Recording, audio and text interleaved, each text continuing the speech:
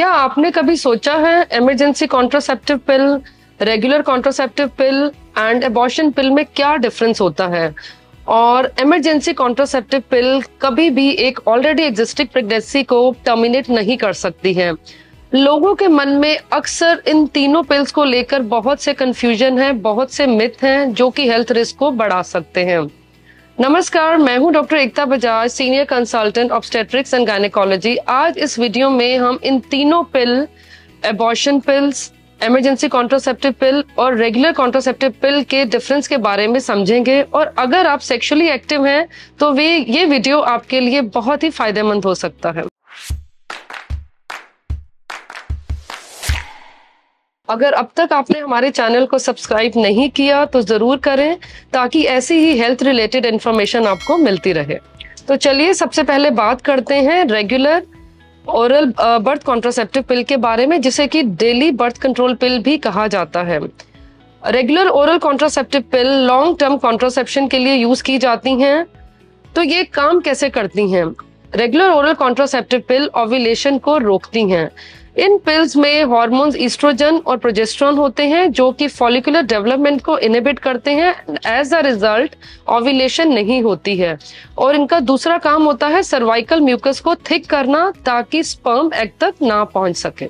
Oral contraceptive पिल यानी कि OCPs को कब यूज करना चाहिए? Regular oral contraceptive pills long term contraception के लिए यूज की जाती हैं और इन पिल्स को रोज एक सेम टाइम पर ही लेना चाहिए। और अगर आपसे पिल मिस हो जाती है तो बैकअप कॉन्ट्रासेप्शन जरूर यूज करना चाहिए।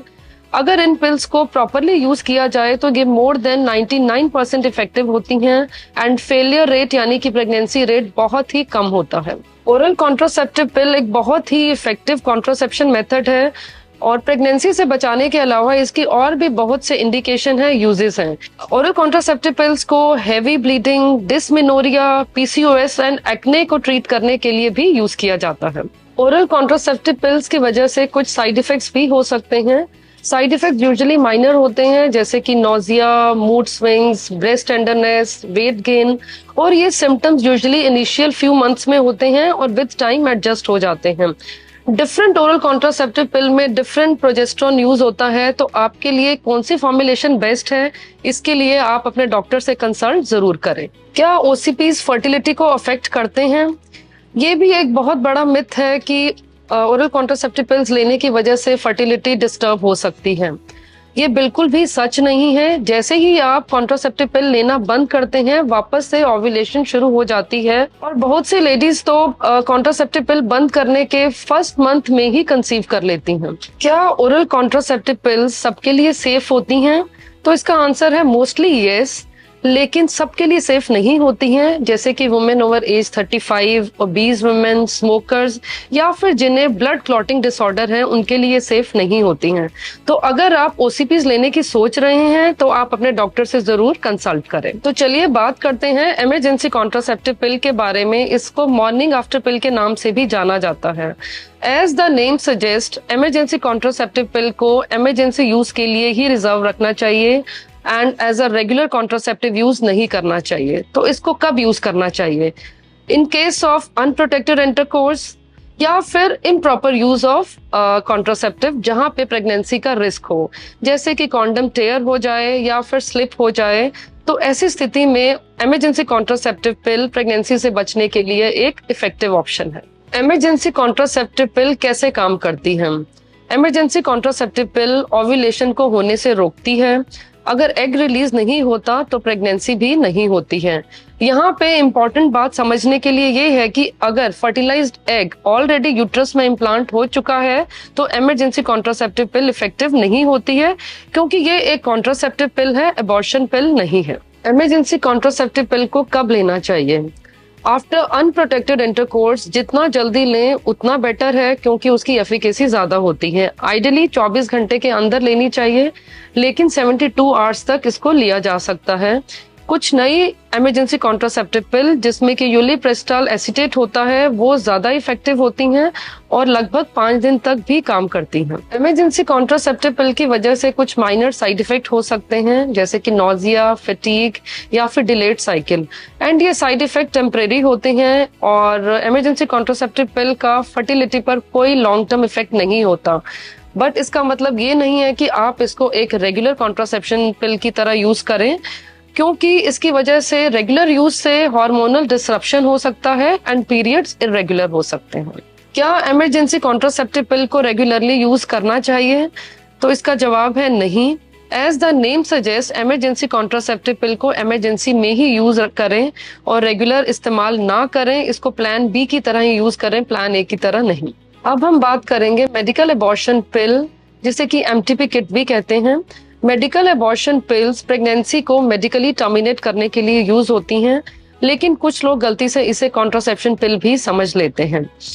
मेडिकल एबॉर्शन पिल्स को कब लेना चाहिए? मेडिकल एबॉर्शन पिल्स को प्रेगनेंसी कंफर्म करने के बाद ही लिया जाता है और मेडिकल एबॉर्शन पिल में 2 तरह की मेडिसिन होती हैं, मिफेप्रिस्टोन एंड मिज़ोप्रोस्टोल। एबॉर्शन पिल कैसे काम करती हैं? एबॉर्शन पिल में सबसे पहले मिफेप्रिस्टोन को दिया जाता है जो कि प्रेगनेंसी हार्मोन प्रोजेस्टेरोन को ब्लॉक करता है। मिफेप्रिस्टोन लेने के 48 आवर्स के बाद मिज़ोप्रोस्टोल दिया जाता है, जिसकी वजह से यूट्रस में कॉन्ट्रैक्शन शुरू होती हैं और पेन और ब्लीडिंग भी स्टार्ट होती है एंड यूट्रस प्रेगनेंसी टिश्यू को एक्सपेल करता है। क्या मेडिकल एबॉर्शन पिल्स 100% इफेक्टिव होती हैं? मेडिकल एबॉर्शन पिल्स अगर 7 वीक्स या उससे कम टाइम की प्रेगनेंसी में ली जाए तो एफिकेसी बहुत अच्छी होती है और लगभग 92 to 98% में सक्सेस रेट होता है। लेकिन 8 से 9 हफ्ते के बाद मेडिकल एबॉर्शन पिल की एफिकेसी कम हो जाती है एंड 9 वीक्स के बाद एबॉर्शन के लिए अल्टरनेटिव मेथड ही रिकमेंड किए जाते हैं। अब हम बात करेंगे legality and access to abortion in India. India में मेडिकल एबॉर्शन पिल एक ओटीसी मेडिसिन नहीं है और ये डॉक्टर की प्रेस्क्रिप्शन के बाद ही मिलती है और ये प्रोसेस एक डॉक्टर की गाइडेंस में ही होना चाहिए। पिल प्रेस्क्राइब करने से पहले आपके डॉक्टर आपकी मेडिकल हिस्ट्री लेते हैं और एक अल्ट्रासाउंड भी करते हैं ताकि प्रेगनेंसी के वीक्स को कंफर्म किया जा सके और इक्टोपिक प्रेगनेंसी को भी रूल आउट करना बहुत जरूरी होता है। अदरवाइज इसकी वजह से लाइफ थ्रेटनिंग कॉम्प्लिकेशंस भी हो सकती हैं। मेडिकल एबॉर्शन पिल्स लेने के बाद कुछ साइड इफेक्ट्स हो सकते हैं जैसे कि abdominal cramps, heavy bleeding, fever, chills, nausea, vomiting. Abortion pill लेने के 1 to 2 वीक्स के बाद आप अपने डॉक्टर से जरूर कंसल्ट करें। आपके डॉक्टर अल्ट्रासाउंड की हेल्प से कंफर्म करते हैं कि एबॉर्शन कंप्लीट हुआ है या नहीं, क्योंकि कुछ केसेस में एबॉर्शन पिल्स के बाद इनकम्प्लीट एबॉर्शन भी होता है जो कि हेल्थ के लिए रिस्की हो सकता है और ऐसी स्थिति में आपके डॉक्टर या तो मेडिकेशन रिपीट करेंगे या फिर अल्टरनेटिव मेथड ऑफ एबॉर्शन जैसे कि सर्जिकल मेथड एडवाइस करते हैं। तो चलिए अब हम बात करेंगे कुछ कॉमन डाउट्स और मिथ्स के बारे में। क्या एबॉर्शन पिल फर्टिलिटी को अफेक्ट करती हैं? एबॉर्शन पिल सेफ होती हैं और फर्टिलिटी को अफेक्ट नहीं करती हैं और पिल्स लेने के 4 to 6 वीक्स के बाद यूजुअली पीरियड्स आ जाते हैं। लेकिन अगर आपको प्रेगनेंसी नहीं चाहिए तो आपको रेगुलर कॉन्ट्रासेप्टिव जरूर यूज करना चाहिए। एबॉर्शन पिल्स कॉन्ट्रासेप्टिव नहीं है। एबॉर्शन पिल प्रेगनेंसी को टर्मिनेट करने के लिए है, प्रिवेंट करने के लिए नहीं। और आप सेफ रहने के लिए एबॉर्शन पिल को डॉक्टर से कंसल्ट करने के बाद ही लें। क्या इमरजेंसी कॉन्ट्रासेप्टिव पिल को रेगुलर लेना सेफ है? इमरजेंसी कॉन्ट्रासेप्टिव पिल को इमरजेंसी में ही लें और रेगुलर यूज मत करें, क्योंकि रेगुलर यूज की वजह से, फ्रीक्वेंट यूज की वजह से हार्मोनल इम्बैलेंस हो सकता है। क्या ब्रेस्ट फीडिंग के टाइम कॉन्ट्रासेप्शन जरूरी है? ब्रेस्ट फीडिंग की वजह से कुछ लेडीज को पीरियड्स डिले हो सकते हैं जिसे कि लैक्टेशनल एमिनोरिया भी कहते हैं, लेकिन ये एक गारंटेड प्रोटेक्शन नहीं है और ब्रेस्ट फीडिंग के टाइम भी कॉन्ट्रासेप्शन का यूज करना बहुत ही जरूरी है। अगर आप लैक्टेटिंग मदर हैं तो पिल लेने से पहले अपने डॉक्टर से कंसल्ट जरूर करें, क्योंकि लैक्टेशन के दौरान रेगुलर कॉन्ट्रासेप्टिव पिल्स को यूज नहीं किया जाता। लैक्टेशन के दौरान प्रोजेस्टेरोन ओनली पिल, जिसे कि मिनी पिल भी कहते हैं, वो रिकमेंड की जाती है। क्या एबॉर्शन पिल्स डेंजरस होती हैं? एबॉर्शन पिल्स को मेडिकल गाइडेंस में ही लेना चाहिए एंड सेल्फ मेडिकेशन अवॉइड करें। एबॉर्शन पिल के बाद एक्सेसिव ब्लीडिंग हो सकती है और अगर एबॉर्शन पिल लेने से पहले अल्ट्रासाउंड नहीं किया और आप अनडायग्नोज्ड इक्टोपिक प्रेगनेंसी में अबॉर्शन पिल लेते हैं तो ये लाइफ थ्रेटनिंग भी हो सकता है। क्या ओसीपीज के साथ ऑल्टरनेटिव कॉन्ट्रासेप्टिव मेथड भी यूज करना चाहिए? ओसीपीज आपको प्रेगनेंसी से प्रोटेक्शन देते हैं लेकिन सेक्सुअली ट्रांसमिटेड इन्फेक्शन से नहीं। अगर आप और आपके पार्टनर मोनोगेमस रिलेशन में हैं तो ओसीपीज के साथ दूसरा कॉन्ट्रासेप्टिव मेथड की जरूरत नहीं है, लेकिन आप या आपके पार्टनर के मल्टीपल सेक्सुअल पार्टनर्स हैं तो सेक्सुअली ट्रांसमिटेड इन्फेक्शन से बचने के लिए बैरियर कॉन्ट्रासेप्शन का यूज जरूर करें। एंड में मैं यही कहना चाहूंगी कि emergency contraceptive pill, regular oral contraceptive pill and abortion pill, इन सब के स्पेसिफिक यूजेस होते हैं और इनको मिस यूज करने से हेल्थ रिस्क बढ़ सकता है।